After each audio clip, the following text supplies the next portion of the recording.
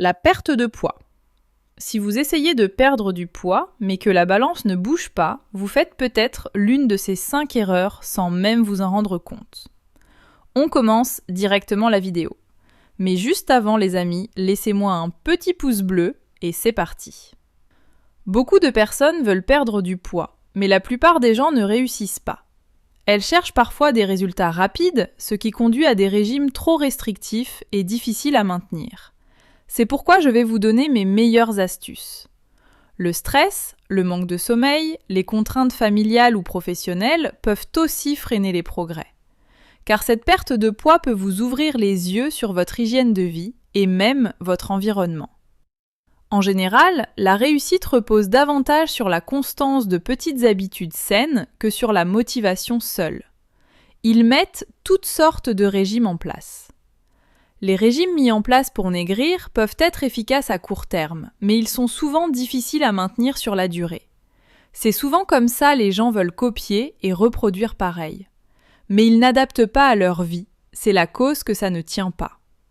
Les approches très restrictives entraînent fréquemment frustration, fatigue et abandon. Car le déficit doit être progressif, jamais brutal. Ça fera que détruire votre métabolisme, donc vous devriez descendre vos calories de moins de 100 à chaque stagnation sur la balance. Ils pensent manger 1 fois, 2 fois, 3 fois, 4 fois peut amener au bon cheminement pour perdre du poids, mais c'est pas aussi simple que ça. Certaines personnes réussissent mieux avec 3 repas équilibrés, tandis que d'autres préfèrent ajouter 1 ou 2 collations contrôlées. C'est selon vos envies, tant que ça entre dans le déficit. Pour perdre du poids durablement, il est surtout essentiel d'adopter un rythme alimentaire adapté à ses besoins et facile à maintenir. Le nombre de repas par jour est moins important que la quantité totale de calories consommées et la qualité de l'alimentation. Et dans tous ces efforts, un grand nombre de personnes n'ont toujours pas de résultats. Ils finissent fatigués mentalement et toujours être au même endroit, c'est-à-dire à la case départ. Mais quel est le problème dans tout ça ? Le problème est le nombre d'erreurs que font les gens lors des étapes basiques de cette perte de poids. Par exemple, manger moins, bouger plus, cette fameuse phrase que tout le monde a déjà entendue, mais peu de gens savent vraiment l'appliquer dans sa vie. C'est pourquoi aujourd'hui je vais vous donner les 5 erreurs à ne pas faire si tu veux perdre du poids. Erreur numéro 1. Sous-estimer la quantité que vous mangez. Une personne pense consommer environ 600 calories lors d'un repas composé d'un burger, de frites et d'un soda. En réalité, ce repas peut facilement dépasser 1000 calories selon les portions et les sauces ajoutées. Elle croit donc être en déficit calorique alors qu'elle mange davantage que prévu. Cette erreur répétée peut freiner ou bloquer la perte de poids sur le long terme. C'est une erreur fréquente chez les gens parce qu'ils évaluent les portions à l'œil sans connaître leur valeur calorique réelle. Ils oublient également de compter certains aliments comme les sauces, les boissons ou les petites collations. Les détails font toute la différence en perte de poids. Les portions servies au restaurant ou dans les produits industriels sont parfois plus importantes qu'elles ne paraissent. Pour l'éviter, vous devriez mettre un ordre d'idées assez précis sur ce que vous mangez en comptant vos calories chaque jour. Vous allez peser, noter absolument tout ce que vous mangez et buvez avec une application de suivi des calories. Il en existe plusieurs, je vous laisse la choisir. Après avoir mis en place ce système, vous comparez vos estimations aux valeurs réelles pour apprendre à reconnaître les portions. Et vos repas seront mieux estimés et favorisera votre perte de poids.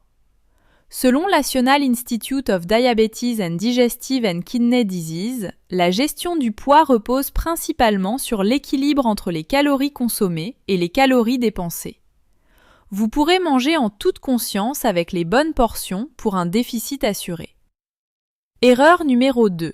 Vous vous sentez obligé de finir votre assiette.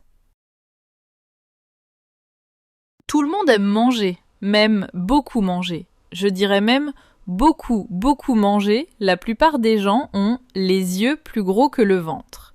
C'est pourquoi ils se servent des quantités astronomiques de calories sans le savoir et se sentent dans l'obligation de finir car c'est ce qu'ils se sont servis. et c'est clairement ça qui favorise la prise de poids. Les gens font cette erreur car ils sont inconscients des calories dans le repas. Ils ne veulent pas jeter la nourriture en cas de ne pas finir son assiette car c'est pas bien. C'est comme jeter de l'argent à la poubelle et c'est pas bien vu. Et aussi, par gourmandise, ils mangent plus ce qu'ils ont besoin de manger, n'écoutent pas leur instinct et c'est totalement normal. Pour y remédier, commencez par utiliser une assiette plus petite. Ça a été prouvé, l'illusion de Delboeuf. Il s'agit d'une illusion visuelle. Une même portion paraît plus grande dans une petite assiette que dans une grande assiette. Niveau d'énergie, vous serrez mieux. Remplis l'assiette avec des légumes et une source de protéines, ça équilibrera ton repas. Les légumes sont faibles en calories et en quantité peut être rassasiant. Ensuite, commence par te servir une portion plus petite et attends 10 à 15 minutes avant de te resservir. Tu auras le temps d'assimiler tes besoins réels et éviter un surplus inutile. Erreur numéro 3, faire des exercices longs et fastidieux. Il n'existe pas énormément de types d'exercices pour perdre du poids, mais les gens ont du mal à comprendre ce qui marche. Tout d'abord, il y a les exercices cardio, comme le vélo, la marche rapide, la course, la natation, qui est sur le papier plutôt prometteur car ça augmente la dépense calorique et facilite la création d'un déficit, qui aussi améliore l'endurance et la santé cardiovasculaire. Mais un excès de cardio peut augmenter la fatigue et rendre la récupération plus difficile. Les calories brûlées sont souvent surestimées, ce qui peut conduire à manger davantage et ralentir la perte de poids. Donc, la perte de poids n'est pas garantie. Les gens font aussi de la musculation traditionnelle, qui est important pour avoir un bon physique. Ça permet de préserver la masse musculaire pendant un déficit calorique, tout en consomme des protéines, ce qui favorise une perte de graisse plutôt que de muscles. Utile aussi pour augmenter légèrement la dépense énergétique, mais sans contrôle de l'alimentation, la musculation seule ne suffit généralement pas à provoquer une perte de poids. Je vous dirigerai plutôt vers le HIIT, entraînement par intervalle à haute intensité, qui permet de brûler beaucoup de calories en peu de temps grâce à son intensité qui est propre à chacun. 20 à 30 minutes d'entraînement suffisent. Vous pouvez le pratiquer n'importe où. C'est ça aussi son avantage. Aucun équipement n'est nécessaire. Squat, burpees, jumping jack, montée de genoux, etc. Des mouvements simples avec de l'intensité, la rigueur et une bonne alimentation. La perte de poids est assurée. Erreur numéro 4, s'attendre à des résultats trop rapides. Aujourd'hui, tout le monde est connecté. Que ce soit la télé, le téléphone, les gens croient à de fausses réalités. Non, je ne dis pas que tout ce qu'il y a est faux, mais ça a tendance à ne pas refléter la stricte réalité. On va voir sur ces chaînes, comptes réseaux sociaux, la transformation la plus rapide, des physiques incroyables sans voir le travail fourni. Tu peux vraiment être perdu avec tout ça et croire de fausses informations. Nous sommes aussi habitués à obtenir rapidement ce que nous voulons. Livraison, streaming, information instantanée, et cette mentalité se transpose à la perte de poids. Oui, on peut avoir des résultats rapidement en perte de poids. Les résultats sont l'ensemble de bonnes actions que vous prenez pour atteindre votre objectif. Il n'y a pas de méthode magique, il n'y a que les choses simples qui vous permettra de perdre du poids rapidement. Pour avoir des résultats, vous devez mettre en place ces raisons. Consomme moins de calories que vous n'en dépensez, ce qui oblige le corps à utiliser ses réserves de graisse. L'activité physique augmente la dépense énergétique et favorise la combustion des graisses, à pratiquer sur le long terme. Une alimentation plus équilibrée réduit la rétention d'eau et améliore la composition corporelle. Améliorera aussi votre énergie et votre prise de décision. Ce qui fait 60% de la perte de poids, le métabolisme.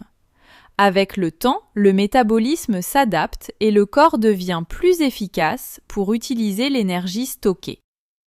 Petit exemple, ceci est un peu la logique du système, mais en plus détaillé. Matin, petit déjeuner, riche en protéines. Œufs, yaourt nature, fromage blanc. Boire 1 à 2 verres d'eau. Midi, une demi-assiette de légumes, un quart de protéines maigres, poisson, poulet, légumineuses, un quart de féculents, riz, patates douces, quinoa. Collation, si besoin, un fruit ou une poignée d'amandes. Soir, repas léger, légumes plus protéines. Évitez les boissons sucrées et les desserts riches.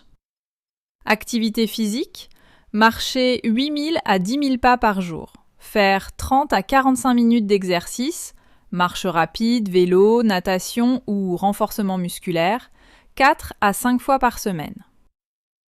Habitude importante, boire 2 litres d'eau par jour. Dormir 7 à 9 heures par nuit. Limiter l'alcool, les sodas, les aliments frits et les produits ultra transformés. Erreur numéro 5. Changer trop de choses à la fois. Une erreur fréquente aussi qui peut tout changer. Prenons l'exemple de Paul. Paul veut perdre du poids rapidement. Du jour au lendemain, il arrête complètement les sucreries, commence à courir tous les jours, suit un régime très strict et réduit fortement ses portions. Après 2 semaines, il se sent fatigué, frustré et a du mal à maintenir toutes ses nouvelles habitudes. Il abandonne alors son programme et reprend ses anciennes habitudes. Le problème a été assez prévisible, c'est que changer trop d'habitudes à la fois peut être difficile à maintenir sur le long terme. Il est souvent plus efficace d'adopter progressivement quelques changements simples et durables. Je préférais que vous fassiez plutôt une habitude à la fois. Au lieu de modifier toute ton alimentation, commence seulement par remplacer les sodas par de l'eau pendant 2 semaines. Une fois cette habitude acquise, ajoute plus de légumes à tes repas, ainsi de suite. Avec le temps, vous adopterez votre nouvelle identité avec vos nouvelles habitudes. Fixez-vous des objectifs simples et réalistes. Plutôt que de vouloir faire du sport tous les jours, décide de marcher 20 minutes 3 fois par semaine. Cet objectif est plus facile à respecter et c'est en gardant des habitudes longtemps que les résultats apparaîtront. Ne pas voir des écarts comme une fatalité. Après un repas plus copieux lors d'une fête, reprends simplement tes bonnes habitudes le lendemain au lieu d'abandonner complètement ton objectif. Ça te permet de remettre le cap sur ta perte de poids. Et voilà les amis, c'est la fin de la vidéo, j'espère que ça vous a plu.